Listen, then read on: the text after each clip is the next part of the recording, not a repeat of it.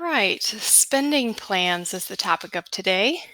Make sure that you have your worksheet open. This is not exactly a note taking guide, but you will find many of the answers on the slides themselves. So have that open in Doc Hub. I believe there are pre made text boxes this time. So, spending plans. First question: what is a spending plan? A spending plan looks like an income and expense statement, which we talked about yesterday. But the main difference is that an income and expense statement is showing what you have been spending your money on, and a spending plan is saying, okay, here's what I did with my money. Now I'm going to tweak it and say, here's what I want to do with my money. So it's more of a future looking, and we also call it a budget. A budget is an easy way to describe a spending plan. There we go. So the first question on your worksheet asks, why is a spending plan important? And support it with 2 reasons. So here are actually 4 reasons why spending plans are important. This is going to help you to manage your money in a positive manner. It's going to help you to be more proactive with how you spend your money. You're going to have a set plan. You're going to say, I'm going to spend $100 a month for entertainment.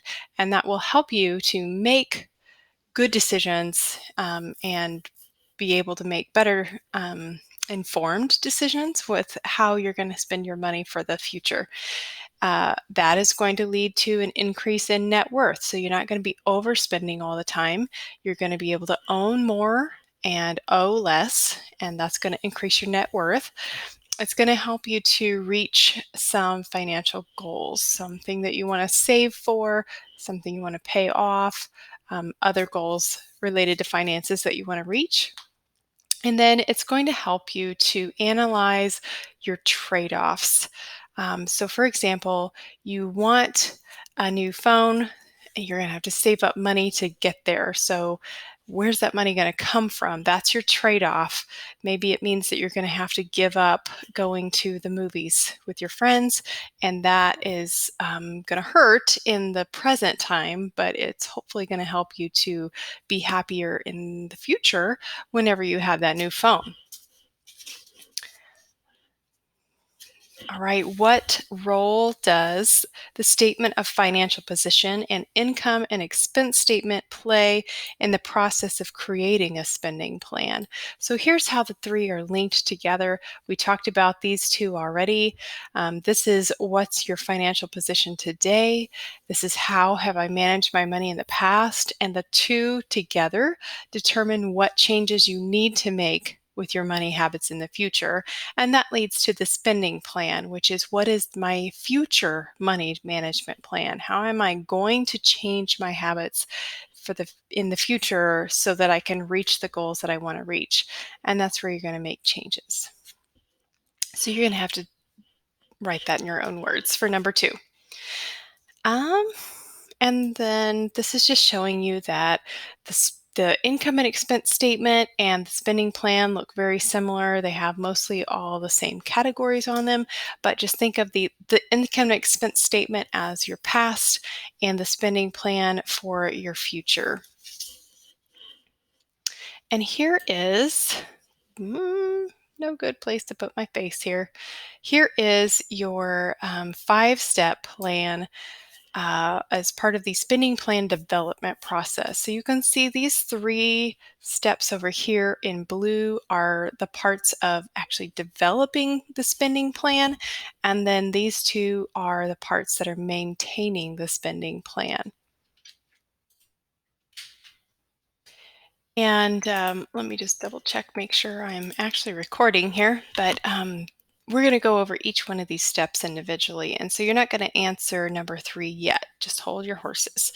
So the first step of the spending plan, developing the development process, is tracking your current income and expenses. And so that's what we do with the income and expense statement. It's making sure that we are really aware of how we currently spend our money, and that way we can make a spending plan that's going to be realistic for us, because we're going to be able to use real numbers that we know we can stick to. Step 2 is to personalize your spending plan. So here's some questions that we'll answer in the next few slides, is how we can personalize it. I'll go ahead and jump into those. So one question is how will you develop the spending plan?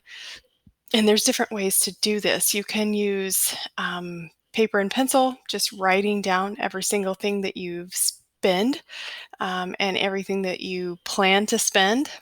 You could, print out a sheet like the one that you see here and write in, everything in all the categories. You could use a spreadsheet like what we did before with our Google Sheets income and expense statement. You can use a very similar one to actually write down all your costs. There are some computer software programs if you are a dinosaur. Nobody uses those anymore. Or there's several different phone apps that you can use to keep track of your expenses and that therefore have that information to be aware of how to make a spending plan. Mostly, you just want to make sure that whatever you choose is going to work for you. And then you also need to think about what is the intended time period for your spending plan. So just like what we did with the income and expense statement, we were saying, it's good to either do a month or a pay period. So however often you did the income and expense statement, you would do the same thing here. Usually it's best to follow along with your paycheck so that you make sure that all of the money of your paycheck is being well spent. And then choosing, the next question is, what categories will your spending plan include? And this is maybe going to sort of answer number 4, talking about templates that are available for creating spending plans. Do you have to use all the categories listed on the template? So when we used our template like this for the income and expense statement, you noticed that there were a lot of categories that didn't apply to you. So obviously the answer is no, you don't have to use all the categories. If they don't apply to you, they don't apply to you. You're not going to spend money on pet care if you have no pets, that kind of thing. But choosing what categories to include just involves looking at your income and expense statement and making sure that any categories you use there, you're using here. Step 3 is to allocate money to each category. So you're going to decide how much money you're going to spend on food, on housing, on transportation, on entertainment, or anything else.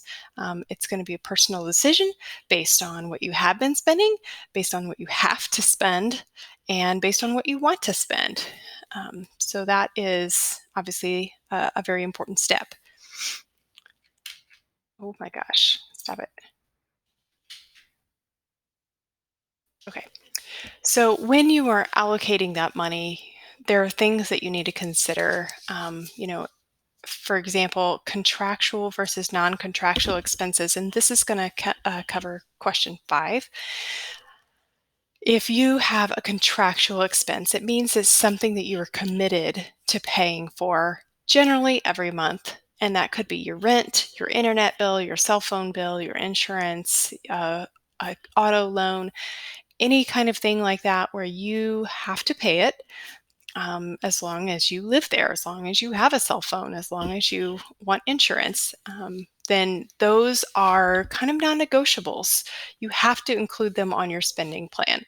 Non-contractual expenses are going to be things that you could reduce or eliminate, and easy ones are going to be food and entertainment. Maybe you currently spend a lot of money eating out, but you could reduce that by quite a bit by choosing to eat at home all the time. Entertainment is just such a wide range of things. You could spend a lot of money on entertainment or you could spend very little. And so it's something that you have a lot more control over. And it's important to identify those contractual expenses because obviously they have to be included. Going back up to, we could, yeah, Yeah, we should probably do that now. Going back up to number 3, it says the spending plan development process includes steps for creating and maintaining a spending plan. So why do you think it's important to maintain a spending plan after creating it? I think that that's a pretty obvious question. Obviously, we make the spending plan, we make a budget so that we will stick to it and be able to reach our financial goals. So however you want to say that. All right. Number 6 on the second page, it says, imagine you were creating a spending plan. Using the 5 steps of the spending plan development process, describe in detail what you would do to create your spending plan from beginning to end. So on number 1, it says track current income and expenses. If you did the last assignment of creating an income and expense statement, then you have already done that and you can write that in there. I created an income and expense statement. And then also mention how you came up with the amounts on the income and expense statement. Did you have a checkbook register? Did you keep receipts? Did you look at bank statements? Where did you get that information? And before we move on, I want to go over this slide. Let me move myself again. This is, I'm sorry, something is really tickling my nose right now. This is a general guide that financial gurus have come up with for how much of your paycheck you should be spending on each of the categories. So the largest chunk is your housing. And remember, that's including rent, utilities, homeowners insurance, and property taxes, and is that it? Furniture, all those things, 30%. Another big chunk is going to be transportation. So, especially if you own a car, you're paying a car loan, you're paying insurance, you have gas, all those expenses here. Food costs 15%, and let's see, 7% for insurance. That's going to be like medical insurance, disability, life insurance, those kind of optional things as well. And then 10% to savings, and then 18% is kind of your play money. This is where you get to choose what your other includes. Now, if you have kids, that's going to be childcare, probably a big chunk of that, or other expenses for your kids. But if you don't have anything else going on, you could spend that on, pets or clothing or, just any number of things. So that is a great guide.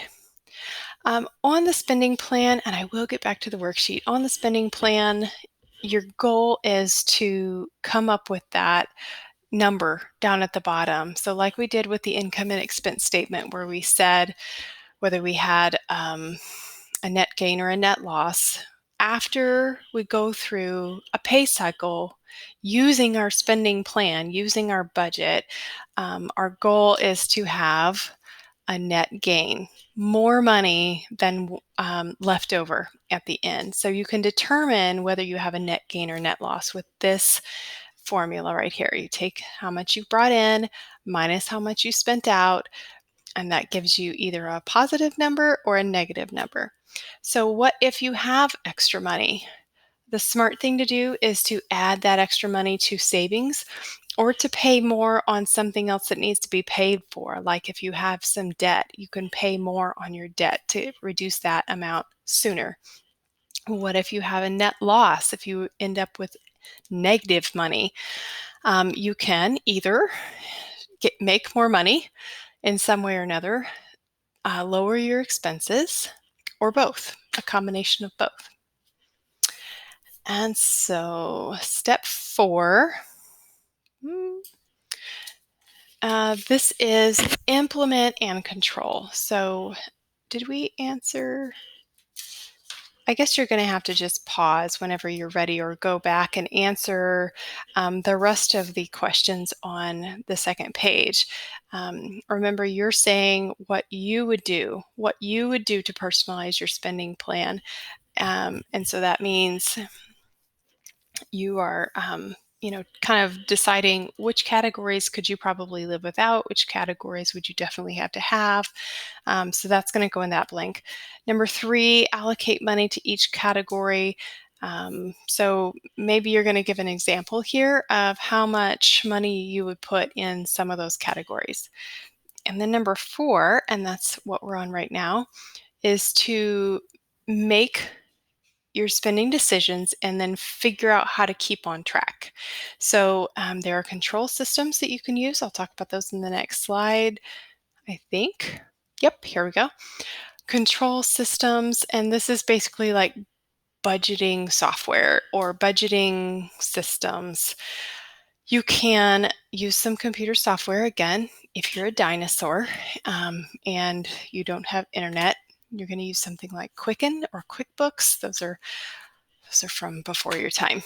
Internet-based spending plan program. So any kind of a website that's going to be there for you to keep track of your spending and stay on a budget. Your bank is likely to have some programs, or even just using your bank's website to do online bill pay and then keep track of your bank statements, that kind of thing. Check register system just means that you are keeping the little checkbook register. It looks like this. Never mind. Where you just write line by line how much money you're spending out of your checking account or putting into your checking account all the time. So you have that kind of running total. Or the envelope system, and that is a cash-based system where you have separate envelopes for separate categories. So you have an envelope that says entertainment. It's got $100 cash in there at the beginning of the month. That's where that money is what you use to spend whenever you go and do anything that qualifies as entertainment. And when it's gone, it's gone. Dave Ramsey is a big proponent of the cash envelope system. So if you've heard of Dave Ramsey or Financial Peace University, that's where you can get tons of information about the envelope system. It works for some people, it doesn't work for some people. Whatever you choose, though, that's what you're going to write on number 4, is which control system would you most likely use. And the one thing that I don't see on here is an app. So let's just call that, you just write app. I would use an app. There are tons of them out there, and they all just have different aspects to them. You would maybe want to try some different ones and find the one that's right for you.